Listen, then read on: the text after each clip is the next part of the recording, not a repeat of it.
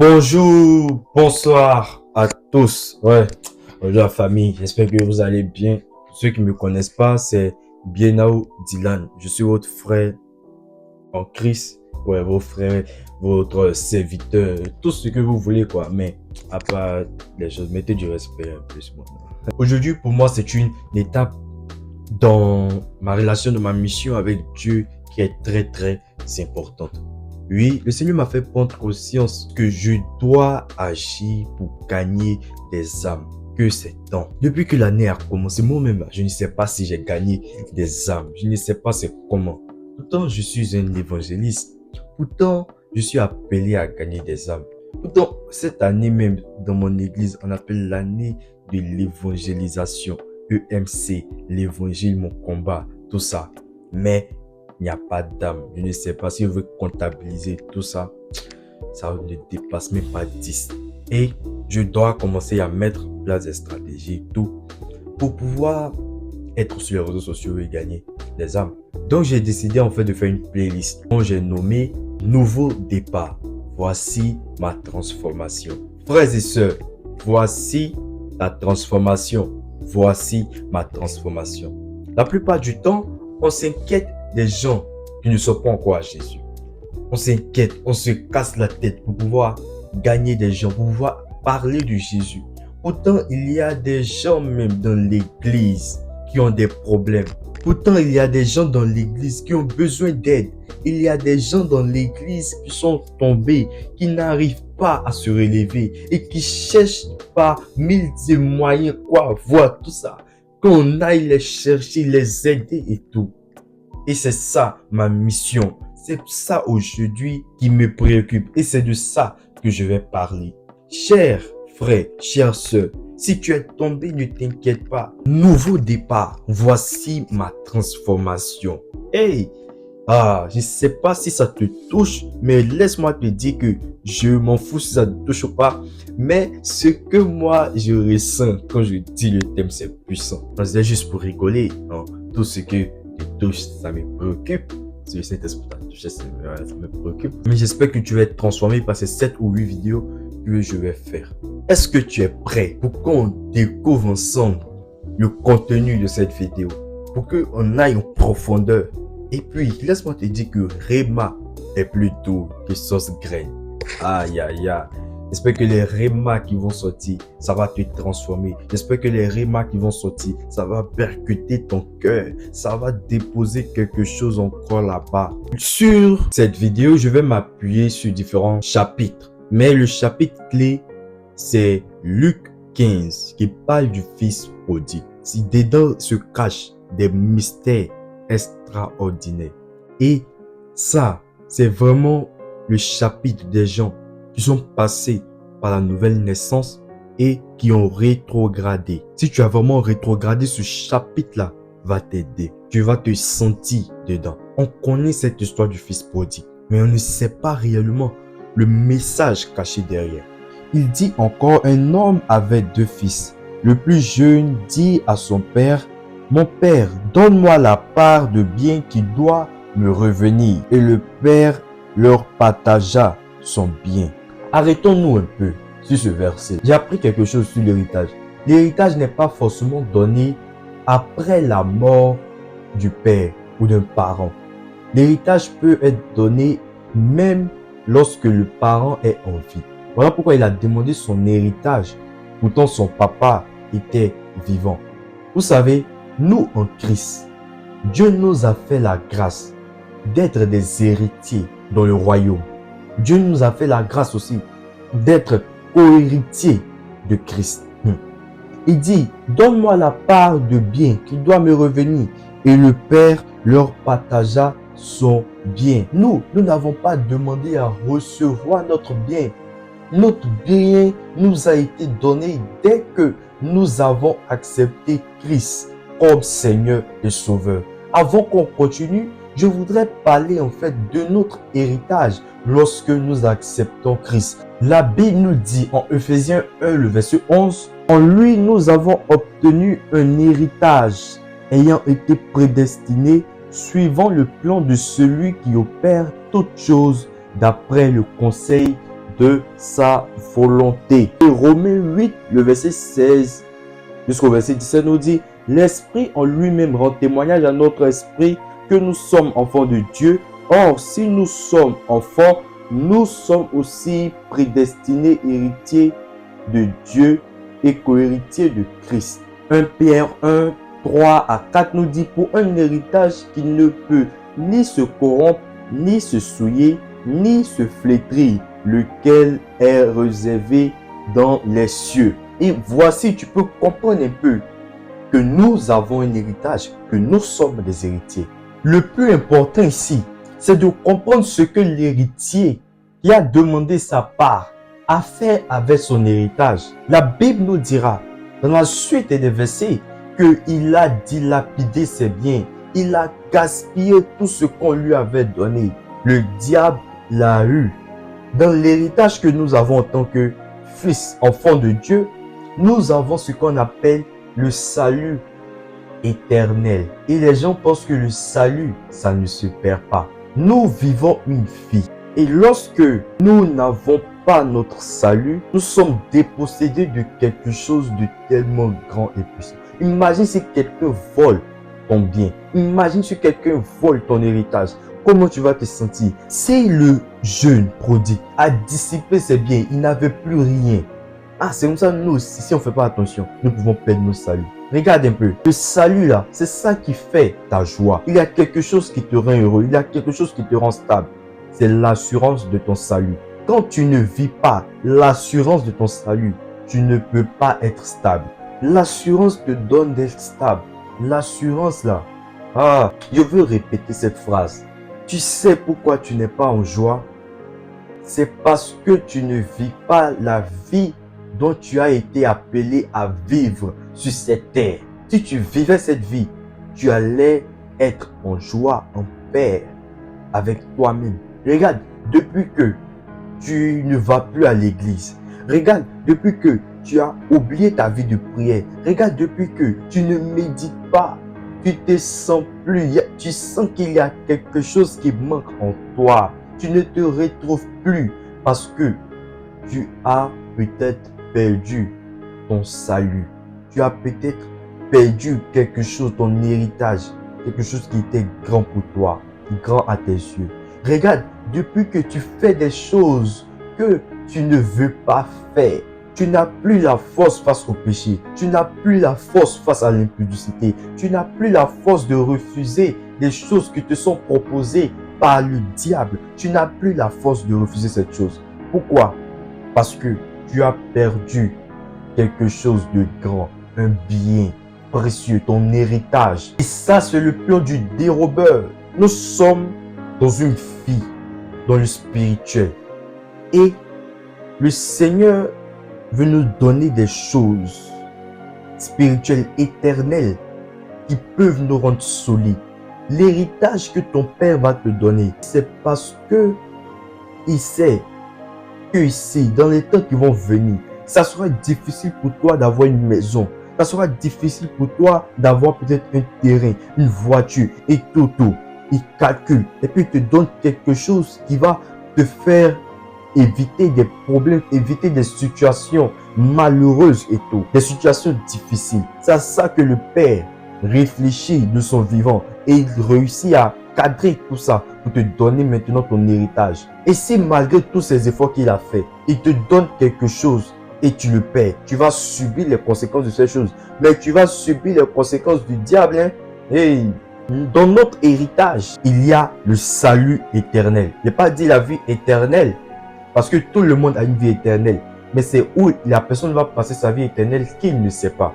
Et nous avons reçu la vie éternelle que nous vivons en Christ, donc au paradis. Jean 3, verset 16 nous a dit: car Dieu a tant aimé le monde qu'il a donné son Fils unique afin que quiconque croit ne périsse pas, mais qu'il ait la vie éternelle. Donc nous avons la vie éternelle en Jésus-Christ de Nazareth. Et la justice de Dieu, c'est notre héritage aussi. Dans 2 Corinthiens 6, le verset 21. Il dit: celui qui n'a point connu le péché, il a fait devenir péché pour nous, afin que nous devenions en lui justice de Dieu. Lorsque nous avons accepté Jésus, devant Dieu, nous sommes devenus des justes. Nous sommes devenus justes.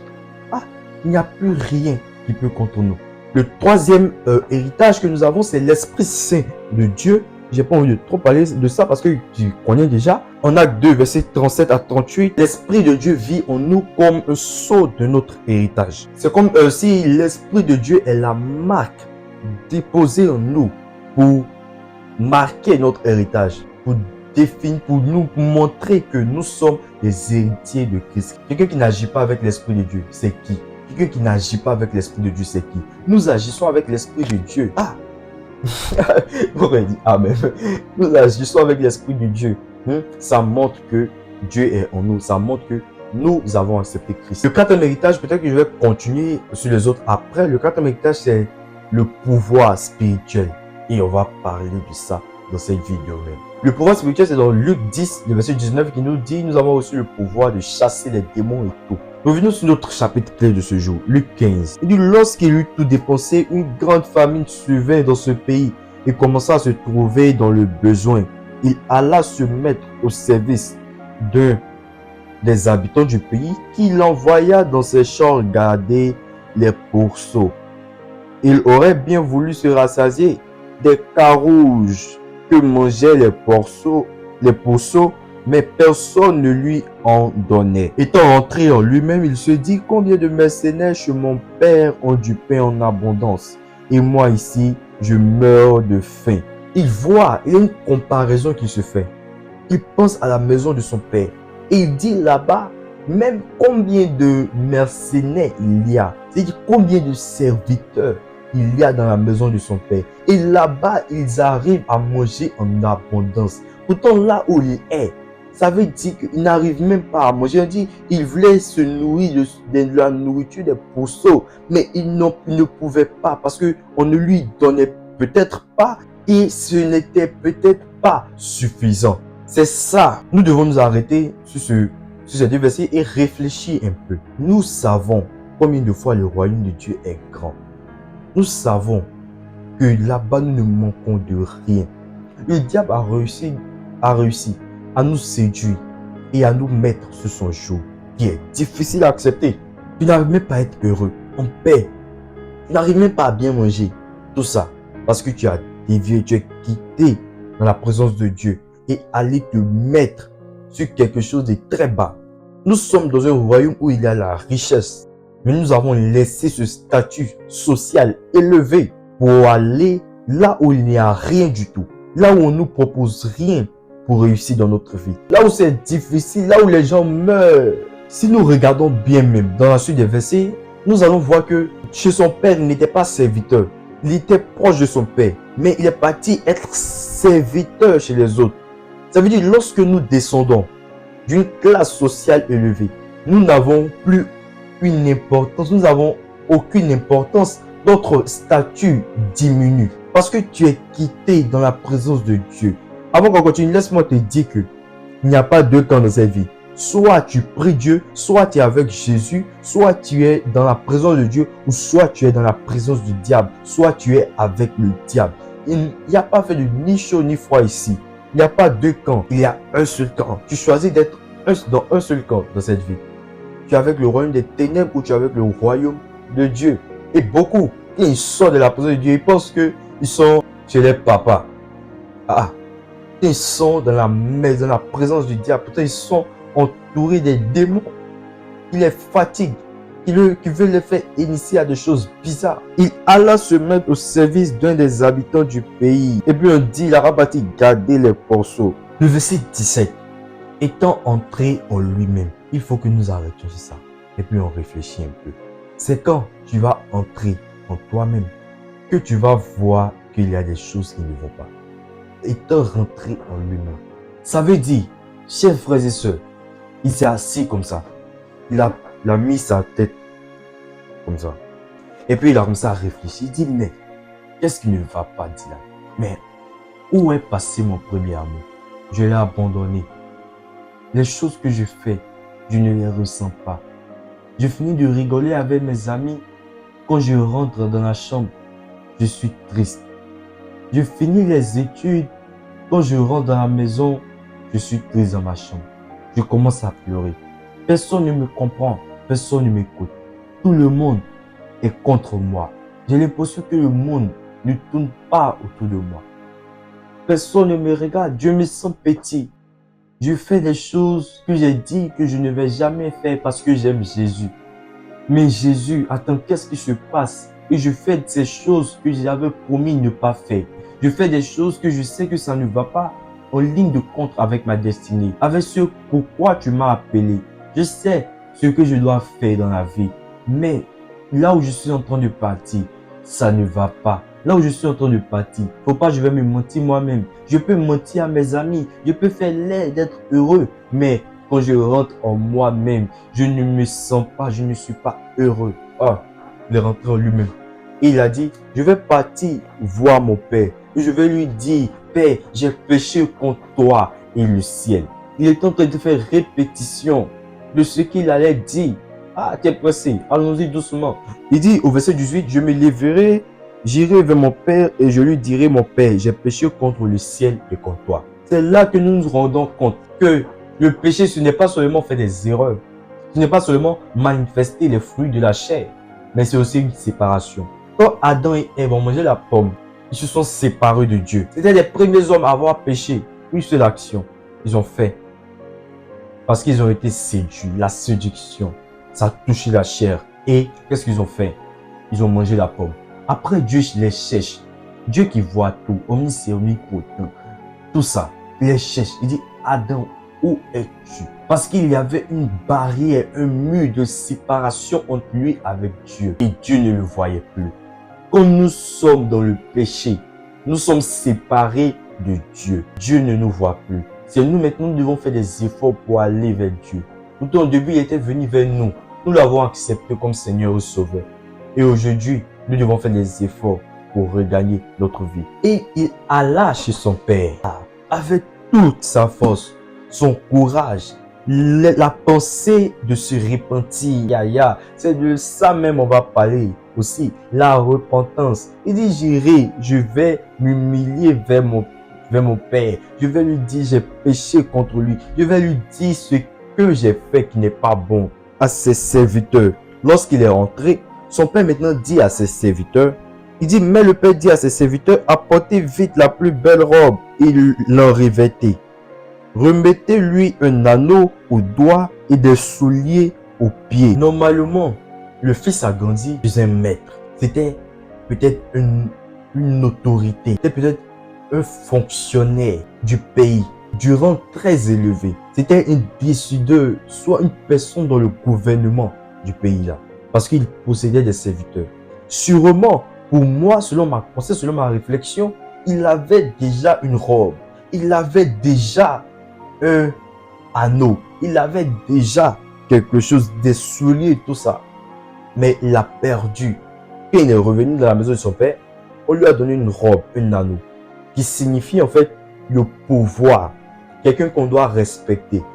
Quelqu'un qui a une puissance, qui a un pouvoir. Lorsque nous allons dans le royaume des ténèbres, nous perdons ce pouvoir. Et lorsque nous venons dans la maison du Seigneur, il nous donne la possibilité de retrouver notre pouvoir, de retrouver notre vêtement, de royauté.